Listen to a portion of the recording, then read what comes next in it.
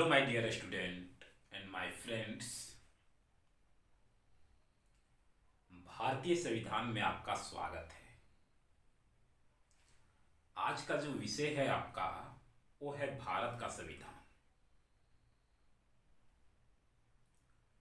मुझे ऐसा लगता है कि भारत का संविधान की जानकारी भारत के प्रत्येक नागरिक को होना चाहिए।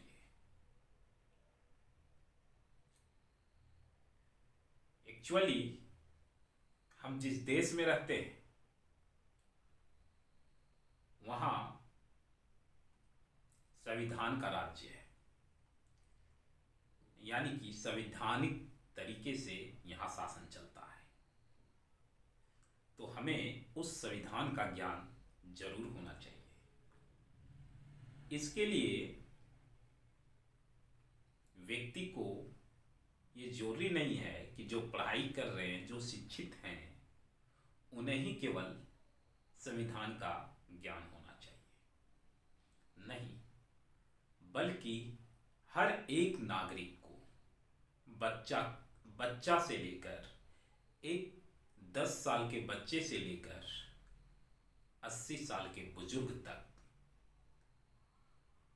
को भारत का संविधान की जानकारी अवश्य होना चाहिए, क्योंकि हम इस देश में रहते हैं। एक गरीब से गरीब व्यक्ति को भी भारतीय संविधान की जानकारी होना चाहिए। ठीक उसी प्रकार जैसे हम लोग अगर धर्म की बात करते हैं तो हिंदू धर्म में जिस प्रकार लोग महाभारत, रामायण, गीता और भी बहुत सारे ग्रंथ किताबों का ज्ञान रखते हैं और अपने घर में जो सभी हिंदू भाई के घर में पुस्तक मिलता है, बहुत अच्छा है। जो जिस धर्म में है उस धर्म की संस्कृति को जानना चाहिए। अगर हम मुस्लिम की बात करते हैं तो सभी के घर में कुरान अवश्य मिलेगा। और जो अशिक्षित हैं, जो पढ़े लिखे नहीं होते हैं, वो जो हैं सभा करवाते हैं, पढ़े लिखे लोगों को बुलवाते हैं, वहाँ पे कुछ मौलवी मौलाना आते हैं और कुरान की बात लोगों को देते हैं। उसी प्रकार हिंदू भाइयों में भी है कि सभा आयोजित करके मुख्य रूप से आदरणीय जो भी संत महात्मा आते हैं और धर्म का ज्ञान देते हैं, जहाँ शिक्षित गरीब सभी लोग धर्म की ज्ञान अर्जित करते हैं।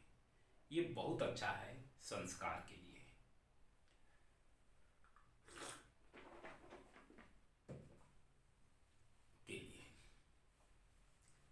लेकिन चाहे क्रिश्चियनिटी हो, बौद्ध हो, ईसाई हो, हर धर्म जो है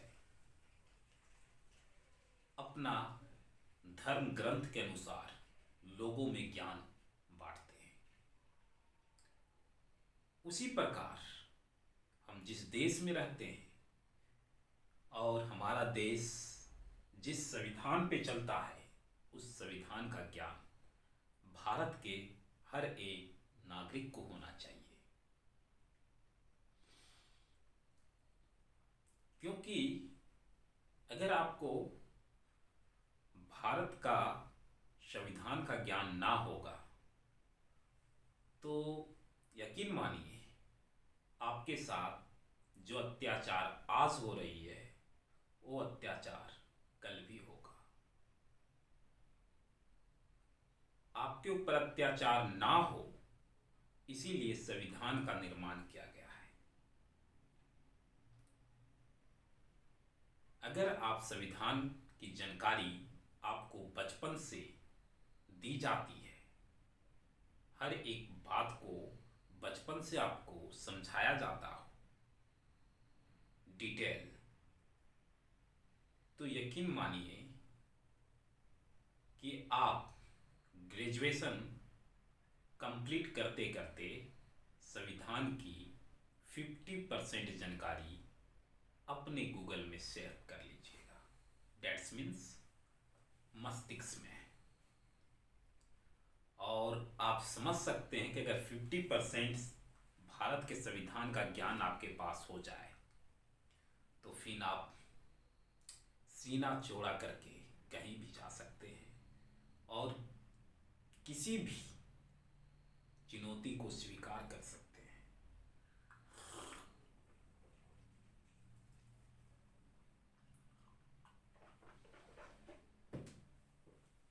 समाज में जिस प्रकार डॉक्टर, इंजीनियर, कलेक्टर और बहुत सारे लोग नर्स हर कुछ की पढ़ाई करते हैं, उसी प्रकार समाज में एक व्यक्ति ऐसा भी होना चाहिए जो लॉ का पूर्ण ज्ञान रखता हो। ऐसे तो वकील्स होती ही हैं, और लेकिन एक व्यक्ति होना चाहिए और बुद्धिजीव, पढ़े लिखे जीव जो इंसान है, पढ़े लिखे इंसान, उन्हें सप्ताह में या मंथली में एक प्रोग्राम जरूर करवाना चाहिए अपने आसपास के इलाकों में, ताकि अशिक्षित, असहाय लोगों को तक संविधान की सही जानकारी पहुंच सके। क्योंकि जब आप संविधान को पढ़िएगा तो अपने हक के बारे में जानिएगा। तो मैं अपने चैनल के माध्यम से लोगों को संविधान की जानकारी दूंगा, ताकि हर एक नागरिक जो है, केवल पढ़ने वाले बच्चे नहीं, बल्कि जो काम करते हैं, जो पढ़ाई नहीं करते हैं, उनके पास भी सही जानकारी हो, ताकि वो अपने हक को समझ सके। सबसे पहले हम लोग जानेंगे टॉपिक्स कि संविधान की जरूरत ही क्यों पड़ती है। तो देखिए, संविधान की जरूरत किसी भी देश को इसलिए पड़ता है ताकि वो देश सही ढंग से जो है संचालित रहे, मतलब चलता रहे। किसी प्रकार के उस देश में एक खेल को खेलने के लिए, क्रिकेट एक खेल है, खेलने के लिए उसमें नियम बनाई जाती है। उस नियम के अंदर रहकर लोग खेलते हैं। 6 run, 4 run, left ball, white ball, bounce ball, यहाँ से ऊपर जाएगा। तो कहने का मतलब है कि जिस प्रकार लोग वहाँ एक नीति तैयार करते हैं, तो किसी भी देश को चलाने के लिए एक नीति तैयार किया जाता है, और उसी नीति को संविधान कहते हैं, और उसी नीति के तहत देश में सारा कार्य होता है, शासन व्यवस्था काम होता है। अगर हम बात करते हैं कि भारत में पहली बार जो है वो संविधान सभा की मांग किसने की थी और कब की थी, तो भारत में पहली बार संविधान सभा की मांग बाल गंगाधर तिलक ने 1895 ईस्वी में की थी। यहाँ पे मैंने लिख रखा है, आप इसको याद कर लीजिएगा, ठीक है। पढ़ने वाले बच्चे और जो नहीं पढ़ने वाले बच्चे हैं वो भी, कि भारतीय संविधान का मांग जो है वो पहली बार कब हुई थी और किसने की थी, तो आसानी से आप बता दीजिएगा। बाल गंगाधर तिलक ने 1895 ईस्वी में की थी।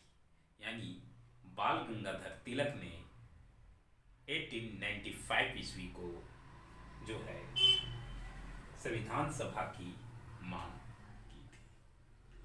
और अंतिम बार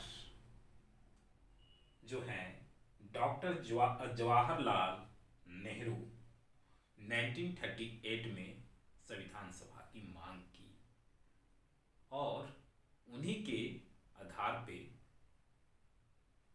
पे आपका 9 दिसंबर 1946 को संविधान सभा के गठन हुआ।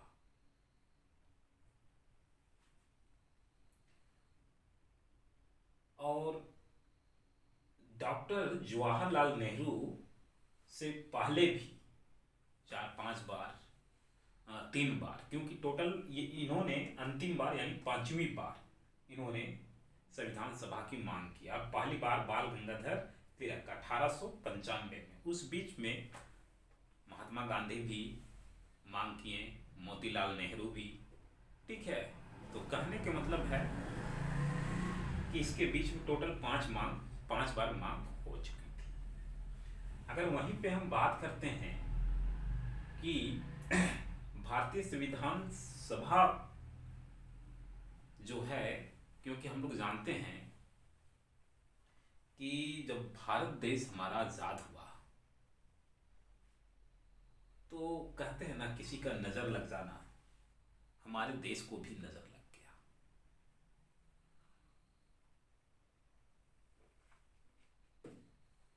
मैं आपको एक कहानी से समझाने की कोशिश कर रहा हूं, समझिएगा। समुद्र मंथन हुआ था और समुद्र मंथन के समय जो है अमृत निकलता है, और मंथन से पहले, जब मंथन ना हुआ था तो मंथन से पहले एक नीति तैयार की गई थी कि समुद्र से निकलने वाली जितनी भी संपदा होगी वो सारी संपदा आपस में बराबर बांटा जाएगा, ये बात कही गई थी। लेकिन बाद में जो है वो संपदा निकलता है, लोगों के बीच, राक्षस और देवता के बीच जो है बंटवारा भी होता है, लेकिन कुछ चीज केवल देवता को मिलता है और कुछ चीज राक्षस को नहीं मिलता है, जिसके बाद युद्ध स्टार्ट होता है, लाखों लोग का नरसंहार हो जाता है। ठीक कह सकते हैं इंडिया के साथ भी वही घटना दोहराया गया। वही घटना दोहराया इसलिए गया क्योंकि मैं आपको बतला दूं कि इंडिया जब अंग्रेजों से आज़ादी के लिए लड़ाई कर रहे थे तो केवल आज़ादी में लड़ने वाले हिंदू भाई नहीं थे, उसमें मुस्लिम भाई भी थे।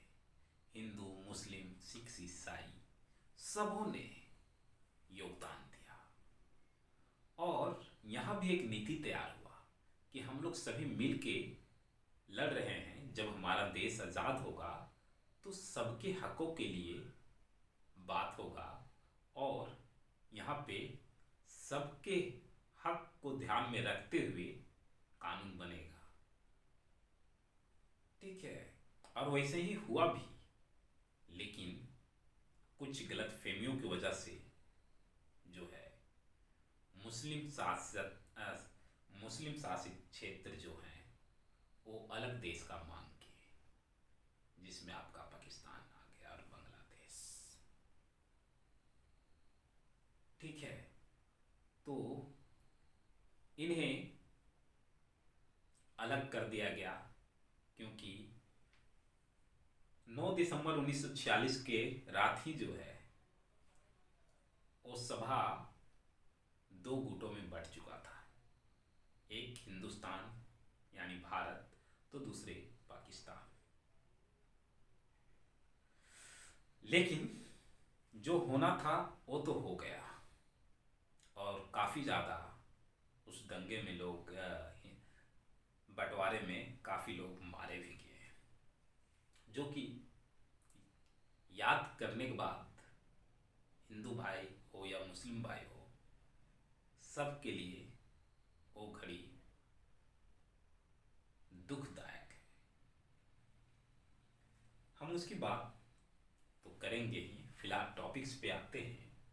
तो हम लोग समझ गए कि टोटल कल पहली बार आपका 9 दिसंबर 1946 को संविधान सभा का बैठक हुई। उस बैठक का जो अध्यक्ष थे, दो अध्यक्ष थे, एक अस्थाई और एक अस्थाई। अस्थाई रूप से जो अध्यक्ष थे, क्वेश्चन पूछा जाता है कि भारतीय संविधान के स्थायी अध्यक्ष कौन थे, तो वहां पे आप बिल्कुल आसानी से कह सकते हैं डॉक्टर राजेंद्र प्रसाद। लेकिन जब वही बात आपसे पूछा जाएगा कि भारतीय संविधान सभा के अस्थायी अध्यक्ष कौन थे, तो आप क्या जवाब दीजिएगा? सच्चिदानंद सिन्हा। कौन? सच्चिदानंद सिन्हा।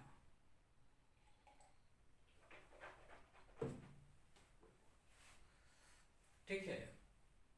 अगर वहीं पे बात करते हैं प्रारूप समिति का अध्यक्ष, तो ये पूछा जाएगा भारतीय संविधान के प्रारूप समिति का अध्यक्ष कौन थे। तो आप आसानी से इसका भी जवाब दे सकते हैं डॉक्टर भीमराव अंबेडकर। कौन थे? डॉक्टर भीमराव अंबेडकर।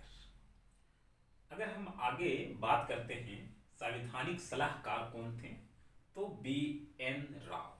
क्वेश्चन पूछा जाएगा कि भारतीय संविधान का संवैधानिक सलाहकार कौन थे, तो बी.एन. राव। अगर वहीं पे आपसे पूछा जाएगा उप अध्यक्ष कौन थे, भारतीय संविधान सभा का उप अध्यक्ष कौन थे, तो आप आसानी से जवाब दे सकते हैं हरेंद्र कुमार मुखर्जी और वी.टी. कृष्णचारी।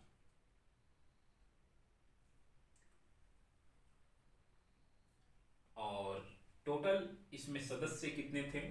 299 सदस्य थे। और इस भारत का संविधान किस आधार पे लिखा गया था, तो आप कह सकते हैं कि भारत का संविधान का मूल आधार था 1935 को माना गया।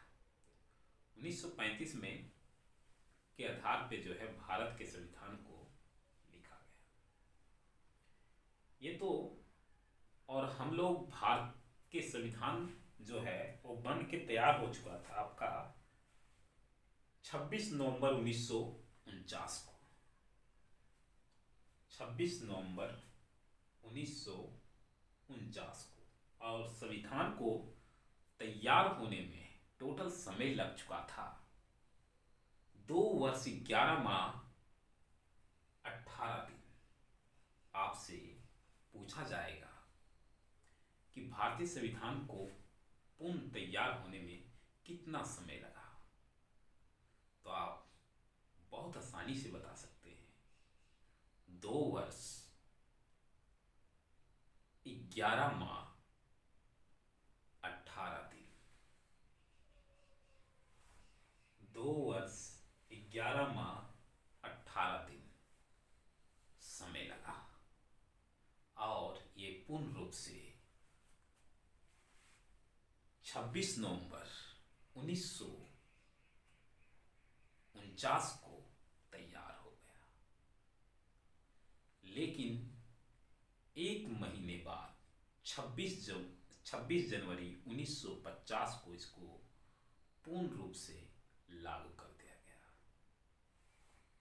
समझ रहे हैं ना? 26 जनवरी 1950 को ये पूर्ण रूप से हमारे देश में लागू कर दिया गया और ये बन के तैयार हो चुका था आपका 26 नवंबर 1949 को।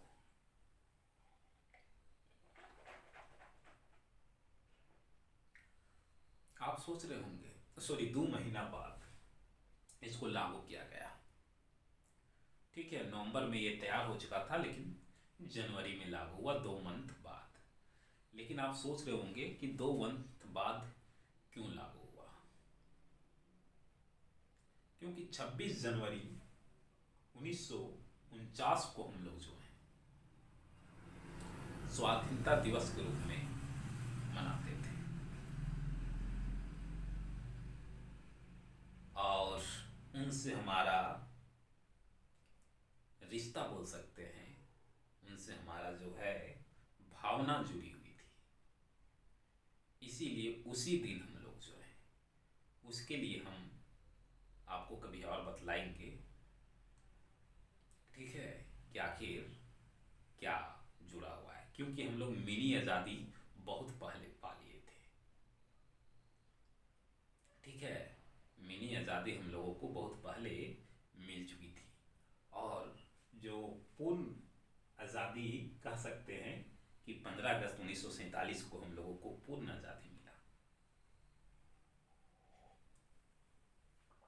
तो भारतीय संविधान को स्टार्ट करने से पहले हम लोग छोटी छोटी जानकारी इकट्ठा कर रहे हैं, और ये छोटी छोटी जानकारी मैंने आपको आज बताया। अगर आपको हमारा विचार समझ में आया या अच्छा लगा हो तो आप इसे आगे तक पहुंचाने का कार्य जरूर करें, और किसी ना किसी माध्यम से अपने आसपास के लोगों को प्रेरित जरूर करें कि वो भारतीय संविधान को जाने।